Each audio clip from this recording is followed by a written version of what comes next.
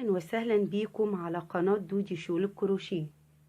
لو أول مرة تشوفيني اشتركي في القناة وفعلي الجرس عشان يوصلك كل جديد. النهاردة إن شاء الله هنتكلم عن أنواع الخيوط المستخدمة في الشنط وإيه الأنسب أو الأحسن لينا. أنواع الخيوط أنا اتسألت عليها كتير عشان الناس اللي عايزة تعمل شنط ما بتبقاش عارفة تستخدم ايه. الخيط اللي انتشر في الفترة الأخيرة قوي هو خيط الكليم، واحنا عملنا منه شنطة. في ناس بتقولي ان خيط الكليم بيبقى في شغله هو ده خيط الكليم بيبقى في شغله تقيل وبيبقى جامد على ايدينا قوي، وساعات بيتقل الشنطة وينشفها حبة زيادة. تمام. فبيسألوني ايه بديل خيط الكليم. فانا النهاردة عملت الفيديو ده مخصوص عشان اقول لكم كل الانواع اللي ممكن نقدر نستخدمها في خيط الشنط. تمام. اول حاجة انا عندي نوع اسمه خيط القطان. خيط القطان هو ده يعتبر بديل لخيط الكليم واخف منه شوية، واهو سمكه هو يعتبر برضو سميك. تمام. بس هو ليه لمعة كده لما بشتغل بيه بيبقى شكله برضو شيك جدا. يعني خيط الكليم بيبقى مطفي، ده بيبقى له لمعة شوية في الشنط. تمام. وهو اقل سمك منه شوية، حاجة بسيطة. تمام. خيط القطان في منه كذا سمك. يعني انا كده مسكت اول حاجة اللي هو تقريبا سمكه زي خيط الكليم او اقل حاجة بسيطة. في الارفع من ده شوية درجة، وفي الارفع درجة تانية. تمام. ده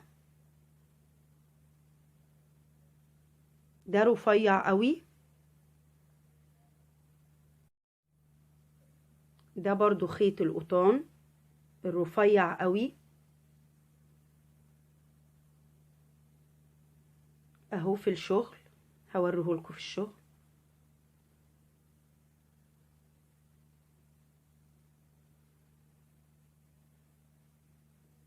انا هنا اشتغلت على فتلتين. بصوا ثانية واحدة عشان هو رفيع جدا. ممكن استخدم الرفيع جدا ده في حاجة اكون عايزاها خفيفة اقل من الشنطة. يعني مثلا في البورتوفيه اللي احنا بنروح بيه المناسبات، بتلاقي الرفيع ده مناسب ليه، لان البورتوفيه احنا بنعوزوه صغير وخفيف. غير الشنطة انا بعوزها شوية سميكة. بس هنا انا لقيت اللون ده عجبني في الرفيع، ما لقيتهوش غير في الرفيع، فاستخدمت فتلتين في الشنطة دي. ده نوع برضو القطان اللي هو الرفيع زي ما قلت لكم. انا عامله بالشنطه دي بالقطان الوسط، بس دلوقتي هو مش متوفر عندي، ف قلت برضو اوريكي شكل الشنطه وهي بخيط القطان. هي بيبقى استخدامها او الخيط ده بيبقى طري جدا في الشنطه. بصوا بيبقى غير برضو خيط الكليم بيبقى تقيل شوية في استخدامه. فهو حلو قوي خيط القطان. في منه كمان الاشكال دي، بس الاشكال دي مش متوفرة قوي. هو ده يعتبر مستورد، يعني ده خيط قطان مستورد، بس انا عجبني الوانه ف جبت منه الابيض، وفي منه الاحمر برضو رائع جدا في الشنط ومختلف، وينفع الحاجات دي لسهرات، لان طبعا زي ما احنا شايفين فيه لمعة ازاي ده وده. فده قطان برضو مستورد. يعني انا عندي قطان مصري، انا كلمتكم عن القطان المصري اللي هو ده اللي مسكته في الاول، ده كده قطان مصري. وفي الرفيع ده، تمام، وده الاقل سمك قلت لكم عليه، تمام. وفي قلنا المستورد. في النوع ده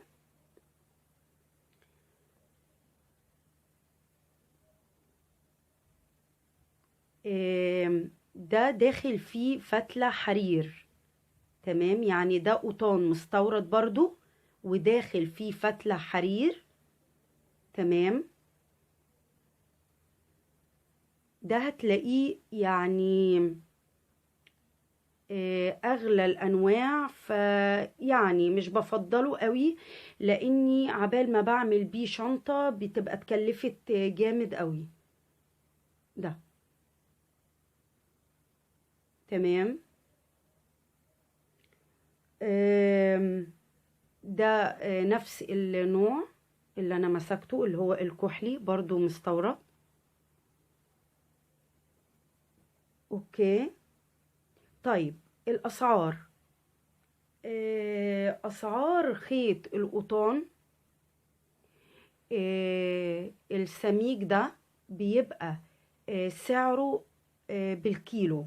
طيب انت هتلاقي القطان ده بالكيلو اللي هو المصري. انا بقولك المصري زي المستورد ما يفرقش عنه اي حاجة، تمام. فجيبي المصري، انا بستخدم المصري عادي جدا، مفيش فرق. الفرق الوحيد ما بينهم طبعا السعر هيكون عالي. المستورد ده سعره 45 بس بالكيلو. يعني انا بجيب الكيلو بيبقى بالمنظر ده، بلفه، بيبقى سهل على فكرة. هو شكله يبان صعب بس هو سهل جدا. يعني بلاقي بس الربطة بتاعته او بتاعت اهي، اهي الربطة، بفك بس الربطة اهي، بلاقيه كله تمام مفهوش اي تعقيد خالص، يعني ما نقلقش منه. فبجيبه بالكيلو بحوالي 45. غير المستورد بلاقي منه بقرة، بيبقى بالبقرة، والبقرة بتبقى بحوالي 30 أو 35. يبقى أنا هنا الأنسب لي إني أجيب لو أنا عاملة مشروع هجيب بالكيلو، وكده كده مفيش فرق بينهم. كمان اللي هو المستورد فتلته سميكة اكتر من ده، فشوية مش بحبها في الشغل، بتنشف الشغل قوي. لان في ناس قالوا لي انت لما بتيجي تشتغلي بتبقى الفتلة طرية معاكي، واحنا لما بنجيب الخيط ونبتدي بتبقى الفتلة ناشفة وتقيلة في الشغل. فانا حبيت اوصل لكم المعلومه دي، لان في مستورد وفي مصري. انا بقول لك جيبي المصري وعلى ضمانتي بيطلع اهو الشغل زي ما انتم شايفين، بيطلع احلى شغل. ولا مفيش فرق ما بين الاتنين. بالعكس انا بقى مش بفضل المستورد عشان بيبقى تقيل في شغله، تمام. لكن في الشكل بيبقى واحد، ده اللي انا بقوله. حاجة تاني، تقريبا الأسعار هي كلها متفاوتة في نفس الرينج، ما عدا ده الكيلو ب65. ده والبني نوع واحد. ده الكيلو منه ب65. يعني زي ما قلتلك انا مش بفضله قوي، بس انا حبيت برضو يكون متواجد عشان تشوفي كل الاشكال معايا، عشان لما تروحي تشتري تبقي شايفة كله. انا تقريبا جايبالك كل الانواع موجودة، الرفيع والسميك واللي فيه فتلة حرير واللي مفهوش. وجايبالك كمان اللي هو خيط ده يعتبر القطن على فكرة. خيط الكليم ده يعتبر من القطنيات، يعني يعتبر ده القطن منه، وده طبعا اللي اتكلمنا عليه. بالنسبة للإبر، الإبر بتبتدي من 7. تمام، يعني انت بتبتدي من إبرة رقم 7 وانت نازلة بتوصلي لحد إبرة رقم 5 في خيوط الشنط. أقل من كده لا، منصحكيش. يعني لو هتستخدمي 4 هيبقى شغالة، بس لا، يعني أنا ببتدي من 5 وانت طالع.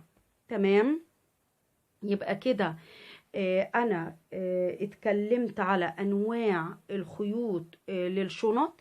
ويا رب يكون كل الأسئلة الخاصة بخيوط الشنط وصلت. هي في الآخر أذواق، وانت بتختاري ذوقك المناسب للشنطة بتاعتك.